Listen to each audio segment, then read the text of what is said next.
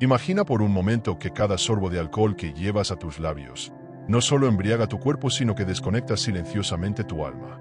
Lo que hoy llamamos alcohol, los sabios antiguos lo conocían como alcohol, el disolvente del espíritu. Una sustancia que, más allá de la euforia pasajera, podría estar separándote de tu verdadera esencia. Durante siglos nos hicieron creer que era inofensivo, incluso sagrado. Pero hoy vas a descubrir por qué en los círculos ocultos de sabiduría fue prohibido. Muy pocos lo saben, pero la palabra alcohol proviene del árabe alcohol, un término alquímico que no se refería a una bebida, sino a un espíritu capturado. En la antigua alquimia, alcohol era una esencia sutil extraída mediante destilación.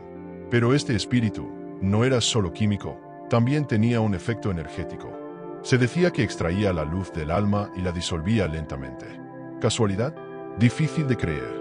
En sociedades secretas y antiguas órdenes esotéricas, esta sustancia se utilizaba no para celebrar, sino para manipular estados de conciencia. Alteraba el campo energético humano, debilitando la conexión con el ser superior. Pero entonces surge la verdadera pregunta: si su efecto era tan profundo, ¿por qué se normalizó? ¿Quién se benefició de su masificación? ¿Y qué sabían los que advirtieron sobre ella y que el mundo moderno prefirió olvidar? El secreto del alcohol. Retrocedamos al siglo X, a las antiguas casas del saber en Persia. Allí, los alquimistas usaban el término alcohol no para nombrar una bebida recreativa, sino para describir algo mucho más etéreo y más peligroso. Se referían a un espíritu volatilizado, una sustancia capaz de disolver la materia, pero también la energía vital. Para ellos, alcohol era una esencia que robaba lentamente la chispa divina del ser humano. ¿Robada de qué? De la conciencia superior, del alma en conexión con lo eterno. Según las antiguas tradiciones, el campo energético del ser humano, a lo que en Oriente llaman prana, en Occidente, aura, es un escudo sutil, una red de luz que nos mantiene alineados con nuestra esencia. Cuando este campo se debilita o se rompe, las emociones se alteran, los pensamientos se nublan, y algo más puede entrar. Los sabios aseguraban que el alcohol abría microgrietas invisibles, por donde influencias externas, no siempre benignas, podían colarse. ¿Te suena exagerado? Escucha esto. En el libro de los muertos del antiguo Egipto, uno de los textos funerarios más antiguos del mundo, se advierte sobre sustancias que ofuscan el juicio de los vivos y abren las puertas a los demonios del inframundo. Los sabios vedánticos, por su parte, prohibían el consumo de sura, una bebida fermentada, porque nublaba el discernimiento y frenaba la ascensión espiritual. Incluso la Biblia, tan presente aún hoy, lo menciona.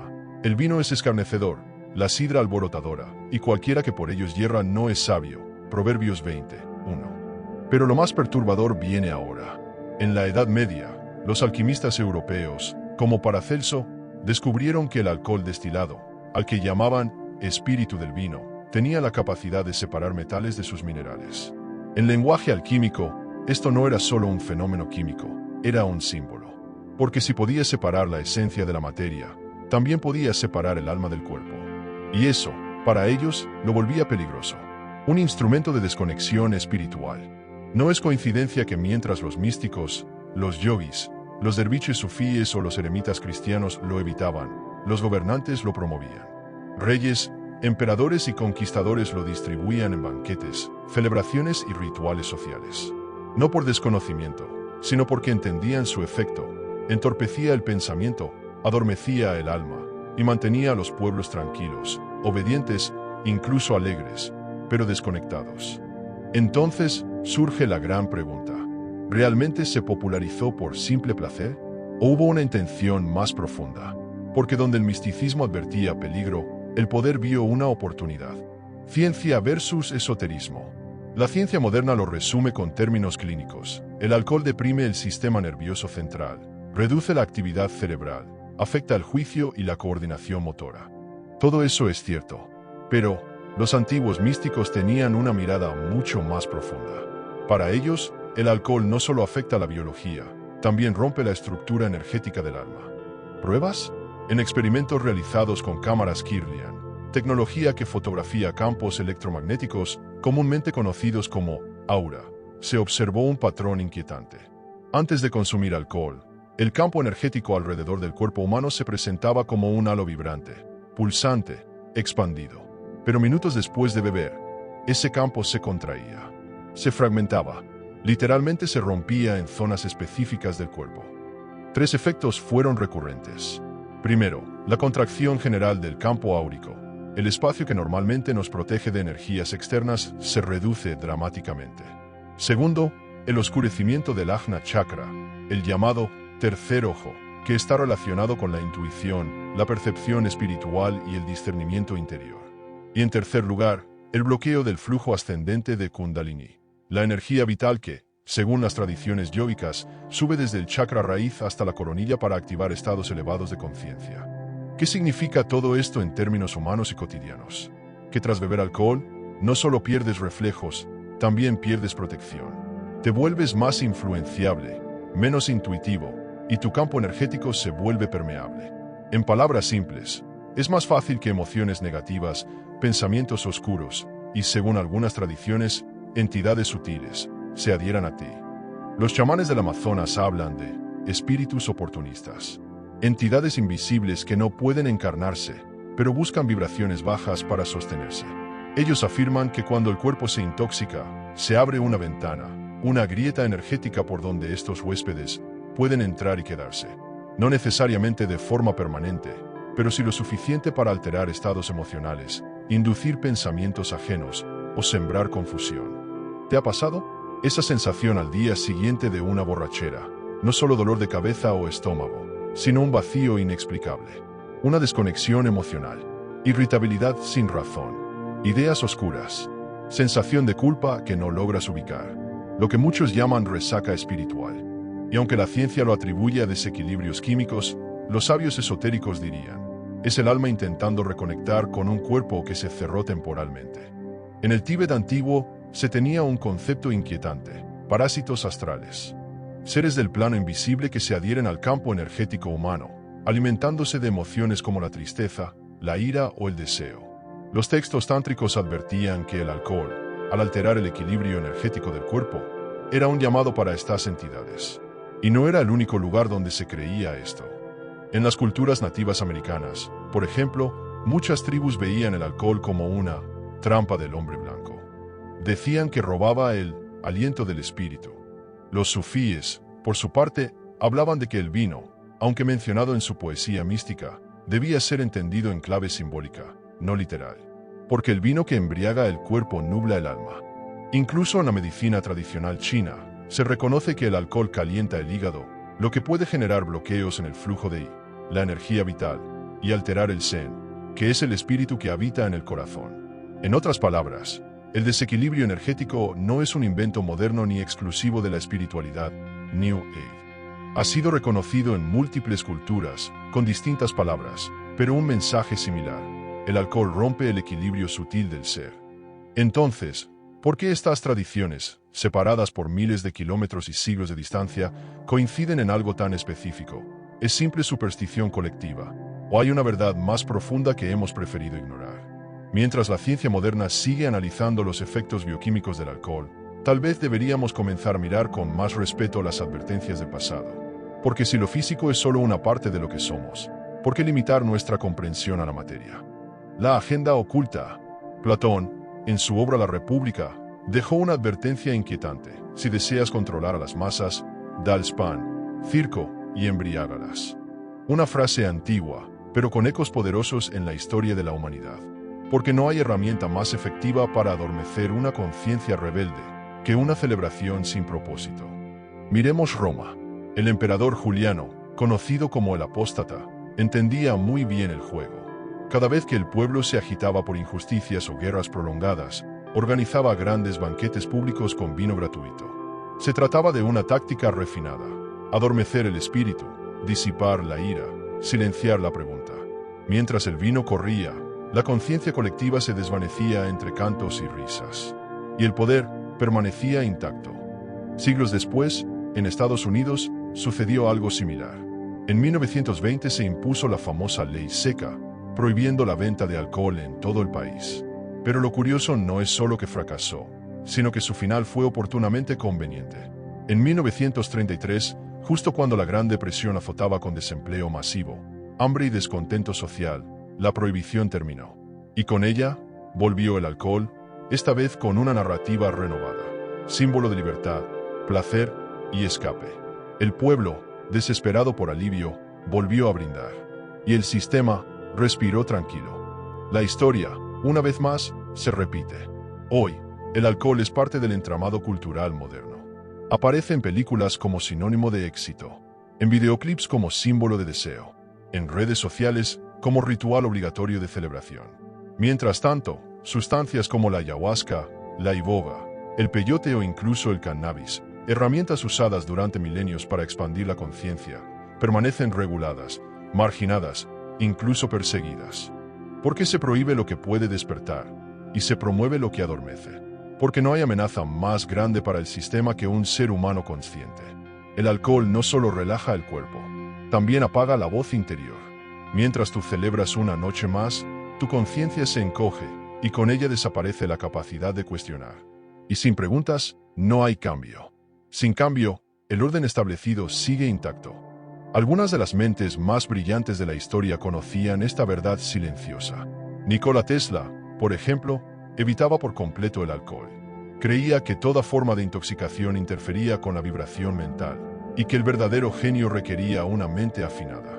Lo mismo ocurría con Leonardo da Vinci. El gran maestro renacentista no solo era un artista y científico, sino un asceta del pensamiento. Mantenía su cuerpo ligero, su alimentación limpia y su mente clara. Sabía que la lucidez creativa no se mezcla con la embriaguez del ego. Y aún así, el mensaje dominante es otro.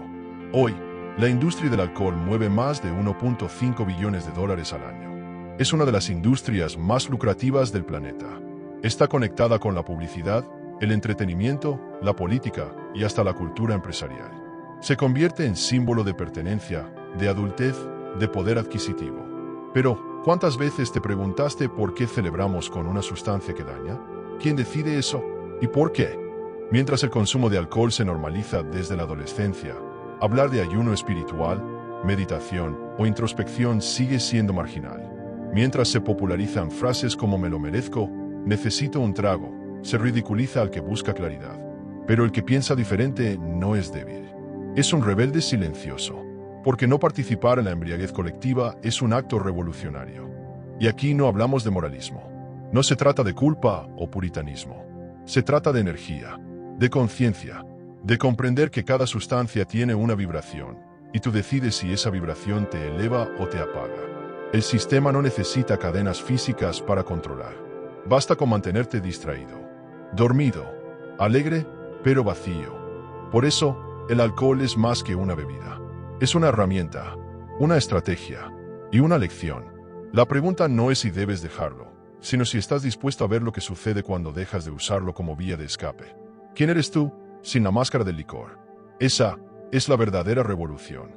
Soluciones espirituales. Si el alcohol debilita tu campo energético, si apaga tu centro intuitivo y fragmenta la luz de tu conciencia, entonces la pregunta es inevitable. ¿Cómo restaurar lo sagrado? ¿Cómo reparar las grietas invisibles del alma? Porque no basta con dejar de beber. No basta con abstenerse. Lo que se ha roto necesita ser sanado. Y los antiguos sabían cómo hacerlo. En distintas culturas del mundo se preservaron métodos de purificación energética, diseñados no solo para limpiar el cuerpo, sino para reconectar con el espíritu. Hoy, la ciencia moderna, a veces sin saberlo, está redescubriendo estos caminos. Y aunque suene místico, son profundamente prácticos. Primero, purificación con elementos sagrados. Los celtas, por ejemplo, consideraban al océano no solo fuente de vida, sino de reinicio.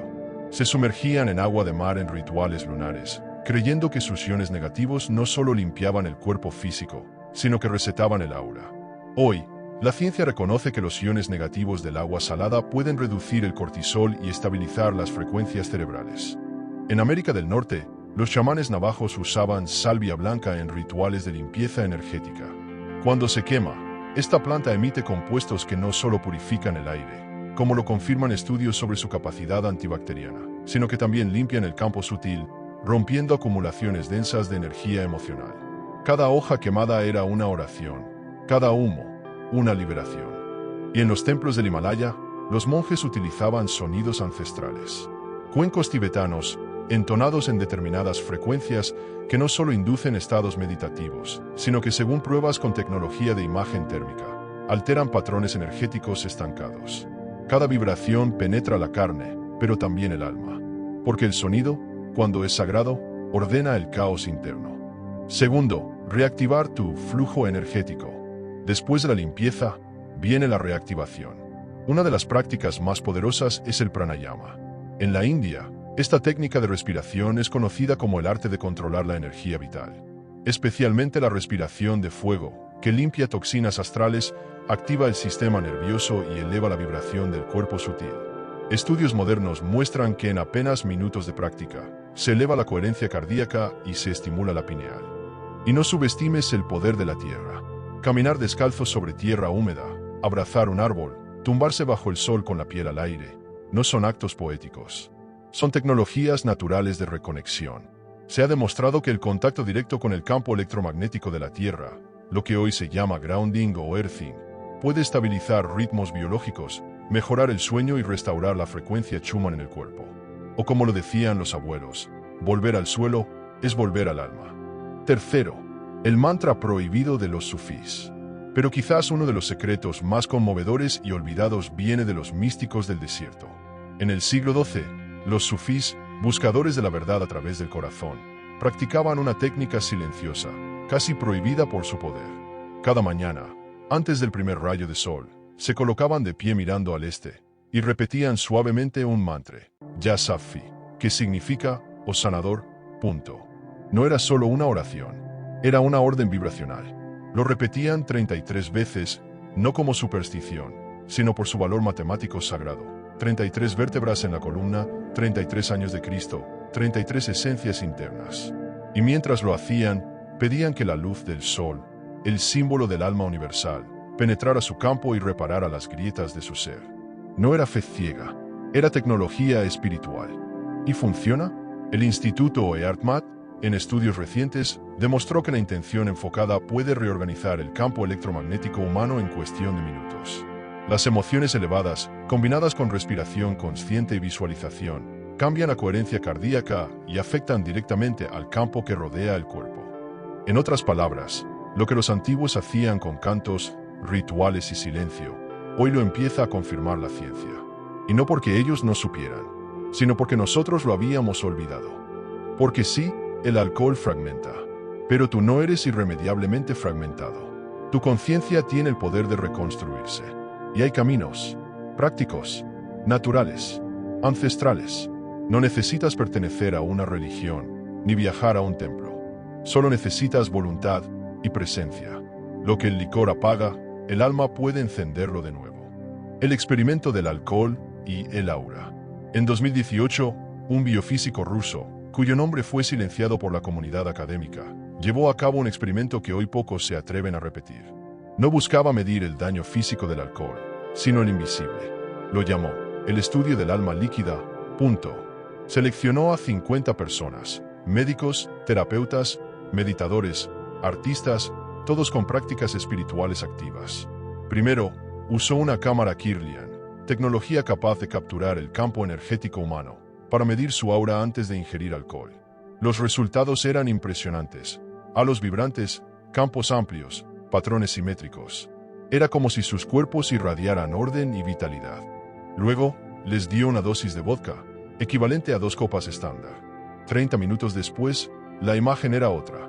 El 80% de los participantes mostraban una contracción súbita del aura, hasta un 60% en promedio. Zonas oscuras aparecían alrededor del plexo solar y la cabeza. Fragmentaciones, cortes, fugas de energía, como si algo se hubiese roto o salido. Pero lo más inquietante fue lo que ocurrió al día siguiente. Solo quienes meditaron profundamente o usaron técnicas de reconexión energética lograron recuperar su brillo.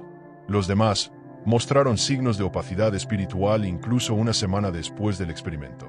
Tristeza inexplicable, fatiga, pesadillas, bloqueo creativo, un eco invisible que el cuerpo no entendía, pero el alma sí. El biofísico concluyó algo que cambiaría su carrera. El alcohol no solo afecta al cuerpo, roba luz. Y como él mismo dijo en una entrevista nunca publicada, no se trata de moral, se trata de energía. Y lo que pierdes con un trago, solo lo recuperas con intención, conciencia y tiempo sagrado. el último territorio libre. Durante siglos, nos vendieron la idea de que el alcohol era símbolo de libertad, celebración, éxito, placer. Pero ahora, ¿sabes la otra cara de la copa? Una cara que nunca salió en los comerciales. La del espíritu apagado, la del alma entumecida. El alcohol no es solo una bebida, es el velo entre tu conciencia y tu esencia. Los antiguos sabios lo sabían. Lo evitaban no por temor, sino por respeto a su propia energía. Ellos entendían que la verdadera rebelión no es gritar, es permanecer lúcido. Y hoy, esa lucidez es más revolucionaria que nunca. Así que la pregunta ya no es si deberías beber o no. La verdadera pregunta es, ¿cuánto vale tu luz? Cada sorbo que eliges evitar no es una pérdida, es una victoria energética. Es un paso hacia recuperar lo que te pertenece por derecho divino, tu claridad, tu conexión, tu poder espiritual. Tu conciencia es el último territorio libre. Protégela. Si este mensaje resonó contigo, guárdalo. Suscríbete, porque la verdad del alcohol ya no puede seguir oculta.